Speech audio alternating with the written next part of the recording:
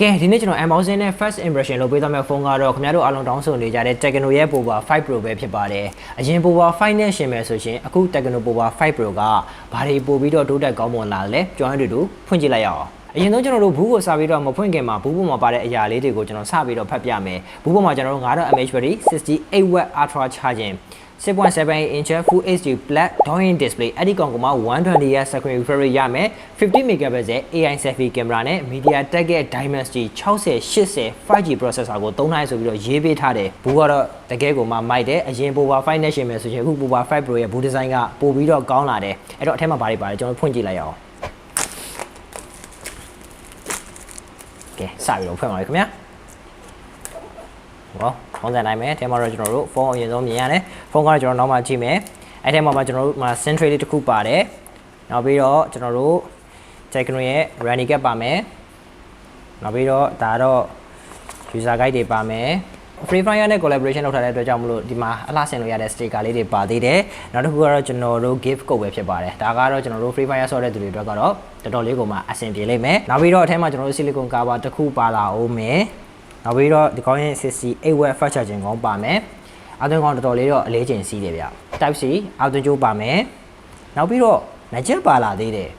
Tecno ကအရင်ထွက်ခဲ့တဲ့ Pova 1 2 3 4 5အဲ့ဒီထဲကစပြီးတော့နှချက်ကိုစဉ်ဆက်မပြတ်ထည့်ပေးခဲ့တာအခု Tecno Pova 5 Pro အထိကိုနှချက်ကပျောက်မသွားသေးဘူးတခြားသော brand တွေမှာဖုန်းဝယ်မယ်ဆိုလို့ရှိရင်နှချက်တွေကစိတ်ပူရတယ်နှချက်မပါတဲ့အတွက်ကြောင့်မို့လို့ဖုန်းဝယ်လိုက်တယ်နှချက်သုံးချင်တယ်ဆိုလို့ရှိရင်ထပ်ပြီးတော့ဝယ်ပြီးတော့သုံးရတယ်အခု Tecno Pova 5 Pro မှာ original Tecno နှချက်ပါလာသေးတယ်ကဲအခုတော့ကျွန်တော်တို့ဇက်လိုက်ကျော်ဖြစ်တဲ့ဖုန်းကိုစပြီးတော့ကြည့်မယ်ပေါ့နော် Tecno Pova 5နဲ့အခု 5 Pro ကဘာတွေကွာခြားသွားလဲကျွန်တော်တို့ဆက်ပြီးတော့ကြည့်ကြည့်ရအောင်အခုကျွန်တော် review နေလုပ်ပေးတဲ့အလုံးကတော့ RAM 8GB storageကတော့ 256GB ပဲဖြစ်ပါတယ်ဒီမှာကျွန်တော်တို့နောက်ကျောဘက်မှာရေးထားပါတယ်အရင်ဆုံးမြင်တွေ့လိုက်ရတဲ့အခါမှာသူ့ရဲ့နောက်ကျောဘက်ကဒီဇိုင်းပိုင်းက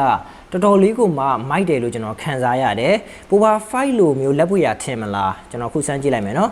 လက်ပွေရကတော့ကျွန်တော်တို့လက်စီထွက်တဲ့လူဆိုရင်တော့ပြင်နည်းနည်းတော့ထင်လိမ့်မယ်ကင်မရာဒီဇိုင်းပိုင်းအနေနဲ့ကတော့ Tecno Pova 5နဲ့အတူတူပဲဖြစ်ပါတယ်ကင်မရာဘန်းကလည်းအရန်ကြီးထိုးထွက်မနေဘူးနောက်ကျောဘက်ဒီဇိုင်းပိုင်းကတော့တော်တော်လေးကိုမှသဘောကျဖို့ကောင်းတယ် gaming phone ပုံစံမျိုးရအောင်လုပ်ပေးထားတယ်နောက်ပြီးတော့ဒီမှာတစ်ခုထူးခြားလာတာကသူ့ရဲ့နောက်ကျောဘက်ကမီးလင်းတယ်ဒီကောင်းရဲ့ဈေးနှုန်းက 9,499,900 ပဲရှိတယ်ဒီဈေးနှုန်းဒီတန်းမှာနောက်ကျောဘက်မှာမီးလင်းတဲ့ဖုန်းကိုရွေးချယ်ခြင်းနဲ့ဆိုရင်တော့ပြင်ဈေးကွက်ထဲမှာအခု Tecno Pova 5 Pro တစ်လုံးပဲရှိလိမ့်မယ်ဒီဈေးနှုန်းဒီတန်းမှာနောက်ကျောဘက်မှာမီးလင်းအောင်လုပ်ပေးလာတာကိုတော့ကျွန်တော်တော်တော်လေးချီးကျူးမိတယ်ဒီကောင်းရဲ့နောက်ကျောဘက်က backlight တွေကတော်တော်လေးကိုမှကြည့်ရတာမိုက်တယ် gaming phone တစ်လုံးလိုမျိုးလဲခံစားမှုမျိုးကိုရတယ်ကင်မရာနာတစ်ဝိုက်က line နေနဲ့ဖုန်းရဲ့အလဲကောင်နာက line လေးတွေမှာမီးလေးတွေလင်းနေဒါပေမဲ့အရန်လင်းတာမျိုးမဟုတ်ဘဲနဲ့တီတီငင်ငင်ဖြစ်တဲ့အတွက်ကြောင့်မလို့တော်တော်လေးကိုမှမိုက်တယ်လို့ပြောလို့ရတယ်ဒီကောင်းရဲ့နောက်ကျောဘက်ကမီးရောင်လေးတွေကကျွန်တော်တို့ notification ဝင်လာတာပဲဖြစ်ဖြစ်တချင်းနားထောင်ရင်ပဲဖြစ်ဖြစ် game ဆောရင်ပဲဖြစ်ဖြစ်နောက်ကျောဘက်မှာမီးလေးတွေလင်းနေအဲ့ဒီအယောင်လေးကိုလည်းကိုယ်စိတ်ကြိုက်ပြောင်းလဲပြီးတော့ထားလို့ရတယ်နောက်ပြီးတော့ကိုကြိုက်တဲ့ pattern လည်းရွေးလို့ရတဲ့အပြင်ကိုမှတခုသဘောကျတာကတချင်းနားထောင်မယ်ဆိုလို့ရွေးရှင်ကိုနားထောင်တဲ့တချင်းရဲ့ beat တန်ပေါ်လိုက်ပြီးတော့ဒီကောင်းရဲ့မီးလေးတွေကလိုက်ပြီးတော့လင်းပေးတယ် game ဆောမယ်ဆိုရင်လည်းပဲဒီလိုပဲကိုကတနက်ပြစ်တဲ့အခါမျိုးလေးတွေမှာဒီကောင်းရဲ့နောက်ကျောဘက်ကမီးကပို့ပြီးတော့လင်းတယ်display ရဲ့အရှိတ်ဘက် selfie camera ကတော့ pan show selfie camera ကိုသုံးပေးထားတာဖြစ်ပြီးတော့ဘေးပေါင်ရောနောက်ကျောဘက်ကကျွန်တော်တို့ flat frame flat body ကိုသုံးပေးထားတာဖြစ်ပါတယ်ဘက်ထရီကြီးမားတဲ့ဖုန်းလုံးဖြစ်တဲ့အတွက်ကြောင့်မလို့လက်ထဲမှာကန်ရတာနည်းနည်းလေးတော့ထူတယ်လို့ကျွန်တော်ခံစားရတယ်နောက်ကျောဘက်ကဘေးပေါင်ရောကကျွန်တော်တို့ plastic frame နဲ့ plastic bag ကိုသုံးပေးထားပြီးတော့အလေးချိန်အနေနဲ့ကဒီဖုန်းက220 gram လောက်လေးတယ်ဘက်ထရီကြီးမားတဲ့ဖုန်းလုံးဖြစ်တဲ့အတွက်ကြောင့်မလို့နည်းနည်းလေးဝိတ်များသွားတာကတော့ကျွန်တော်တို့အများကြီးအပြည့်ပြောလို့တော့မရဘူးခွင့်လို့ပေးလို့ရတယ်ဖုန်းရဲ့အောက်ဖက်မှာတော့ Type C output box speaker box mic box နဲ့ 3.5mm နဲ့ဂျက်ဘောက်ကိုတက်ဆင်ပေးထားပြီးတော့ဖုန်းရဲ့ဘက်မှာတော့ကျွန်တော်တို့ power key နဲ့ volume key ကိုတက်ဆင်ပေးထားပြီးတော့ fingerprint အနေနဲ့ကတော့ဒီကောင်းမှာ sign မောက်တဲ့ fingerprint ကိုတက်ဆင်ပေးထားတယ်ဖုန်းရဲ့ဘက်မှာတော့ single ထဲတဲ့အပေါက်ကိုတက်ဆင်ပေးထားပြီးတော့ဖုန်းရဲ့အပေါ်မှာတော့ နောက်တဲ့ speaker တစ်ပေါက်ကိုတက်ဆင်ပေးထားတယ်ဖုန်းရဲ့အောက်ဘက်မှာ speaker တစ်လုံးနဲ့ဖုန်းရဲ့အပေါ်ဘက်မှာ speaker တစ်လုံး dual stereo speaker ကိုသုံးပေးထားတဲ့အတွက်ကြောင့်မို့လို့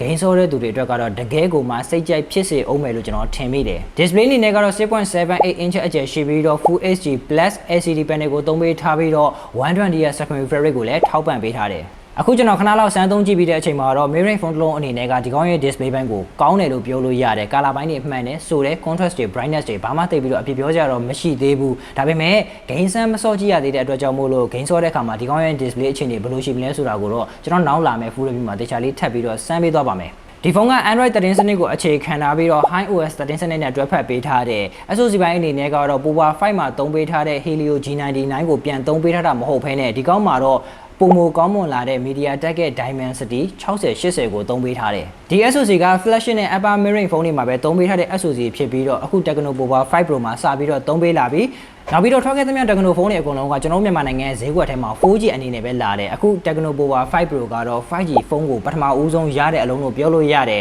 ဒီဖုန်းမှာသုံးပေးထားတဲ့ SoC က Dimensity 6080ဖြစ်တဲ့အတွက်ကြောင့်မလို့သူနဲ့အတူတူဈေးကွက်ထဲမှာပြိုင်ဘက်အဖြစ်ရှိနေတဲ့ဖုန်းတွေမှာသုံးပေးထားတဲ့ MediaTek ရဲ့ Helio G99 တို့ Snapdragon 680တို့တဲ့ဆိုင်တော့ဖြစ်ဒီကောင်းရဲ့ performance ဘိုင်းကအများကြီးပို့ပြီးတော့တိုးတက်ကောင်းမွန်လာတယ်လို့ပြောလို့ရတယ် Gaming performance အခြေအနေဘယ်လိုရှိမလဲဆိုတာကိုတော့နောက်လာမယ့်ကျွန်တော်ရဲ့ full review မှာတေချာလေးထပ်ပြီးတော့စမ်းသပ်ပေးသွားပါမယ်နောက်ချက်ထပ်ပြီးတော့ထူးခြားသွားတာကဒီဖုန်းက Free Fire အပြင်ကမှ Mobile Legends နဲ့ Official Partner လုပ်ထားတဲ့အတွက်ကြောင့်မို့လို့အခု Tecno Pova Series နဲ့ Tecno Camon 20 Pro ကိုဝယ်လိုက်တာနဲ့ဒေါ်လာ2000တန်ကြီးရှိတဲ့ Mobile Legends F5 ticket ကိုလည်းဝယ်တဲ့သူတွေအနေနဲ့ကကန်ဆန်းခွင့်ရသွားမှာဖြစ်ပါတယ် Battery ဘိုင်းအနေနဲ့ကတော့ဒီဖုန်းမှာက 9000 mAh battery ကိုပဲဆက်ပြီးတော့သုံးပေးထားပြီးတော့အမြန်အားသွင်းစနစ်အနေနဲ့က 68W fast charging စနစ်ကိုထောက်ပံ့ပေးထားတယ် Tecno Pova 5 မှာကျွန်တော်တို့ 45W သုံးပေးထားပြီးတော့အခု Tecno Pova 5 Pro မှာတော့ 68W ကိုပြောင်းပြီးတော့သုံးပေးထားတယ်ဒီချက်ကတော့သုံးတဲ့သူတွေတက်ကတကယ်ကိုမှမိုက်တယ်လို့ပြောလို့ရတယ်အထူးသဖြင့် game ကိုမနာတမ်း share ဆော်တဲ့ကိုလူတွေအတွက်ကတော့အမြန်အားသွင်းစနစ်ပို့ပြီးတော့ကောင်းလာတာကတကယ်ကိုမှပျော်ကြကောင်းတယ်RAM အနေနဲ့ကတော့ 8GB နဲ့လာပြီးတော့ storage အနေနဲ့က256နဲ့တွဲဖက်ပေးထားတယ်။ပါလာတဲ့ RAM 8GB ကိုမလောက်ဘူးဆိုလို့ရှိရင်နောက်ထပ် RAM 8GB ထပ်ပြီးတော့တိုးလို့ရသေးတယ်။အဲ့တော့ total RAM အနေနဲ့က 16GB ကိုရမှာဖြစ်ပြီးတော့ storage အနေနဲ့က 256GB ကိုရမှာဖြစ်ပါတယ်။ကင်မရာအနေနဲ့ကတော့နောက်ကျောဘက်မှာကင်မရာနှလုံးတက်ဆင်ပေးထားပြီးတော့ selfie ကင်မရာအနေနဲ့ကတစ်လုံးတက်ဆင်ပေးထားပါတယ်။နောက်ကျောဘက် main ကင်မရာအနေနဲ့က 50 megapixel ကိုသုံးပေးထားတာဖြစ်ပြီးတော့နောက်ထပ်ကင်မရာတစ်လုံးအနေနဲ့ကတော့ 0.8 megapixel ကင်မရာတစ်လုံးကိုတက်ဆင်ပေးထားပါတယ်။ selfie ကင်မရာအနေနဲ့ကတော့16 megapixel ပန်ရှိုး selfie ကင်မရာလေးကိုဖုန်းရဲ့အလဲကောင်တက်မှာတက်ဆင်ပေးထားတယ်။အခုကျွန်တော်စမ်းပြီးခဏရိုက်ကြည့်ခဲ့ရတဲ့လို့တော့နောက်ကျောဘက် main ကင်မရာရဲ့ပုံထုတ် quality ဘိုင်းကမဆိုးဘူးလို့ပြောလို့ရပါတယ်။ selfie ကင်မရာအနေနဲ့ကတော့ skin tone တွေမှန်တယ်။ရိုက်လက်တဲ့အခါမှာပုံထုတ် quality ဘိုင်းကအရင် Pova 5 ထက်ကိုအခု Pova 5 Pro ကအများကြီးပို့ပြီးတော့ကောင်းလာတယ်လို့ပြောလို့ရတယ်။အခုကျွန်တော်ဒီဖုန်းနဲ့စမ်းပြီးရိုက်ထားတဲ့ပုံလေးတွေကိုလည်းပြပေးလိုက်ပါတယ်ကိုပေါ်တာတော့အနေနဲ့ကောဒီကောင်းရဲ့ကင်မရာပိုင်းရှင်တွေကဘယ်လိုရှိမယ်လို့ထင်မိပါသလဲကျွန်တော်ဗီဒီယို comment အောက်မှာဝင်အောင်ဆွေးနွေးကြလို့ရပါတယ်ဆိုတော့ဒီနေ့မှာကျွန်တော် unboxing နဲ့ first impression လုပ်ပေးခဲ့တဲ့ဖုန်းကတော့ခင်ဗျားတို့အားလုံးတောင်းဆိုနေကြတဲ့ Tecno Pova 5 Pro ပဲဖြစ်ပါတယ်လာမယ့် full review မှာဒီဖုန်းနဲ့ပတ်သက်ပြီးတော့ဘယ်လိုမျိုးအချက်လက်လေးတွေသိချင်သေးတယ်လဲဆိုတာကိုတော့ကျွန်တော်ဗီဒီယို comment အောက်မှာဝင်ပြီးတော့ရေးသားသွားလို့ရပါတယ်လို့ပြောရင်းနဲ့ပဲကျွန်တော်ရဲ့အစီအစဉ်လေးကိုဒီမှာနဲ့အဆုံးသတ်လိုက်ပါတယ်ကြည့်ရှုအားပေးကြတဲ့ကျွန်တော်ဘော်ဒါတွေအကုန်လုံးကိုကျေးဇူးအများကြီးတင်သလိုနောက်တဲ့အစီအစဉ်မှာထပ်ပြီးတော့အဆုံးကျင်ပါသေးတယ်ဗျ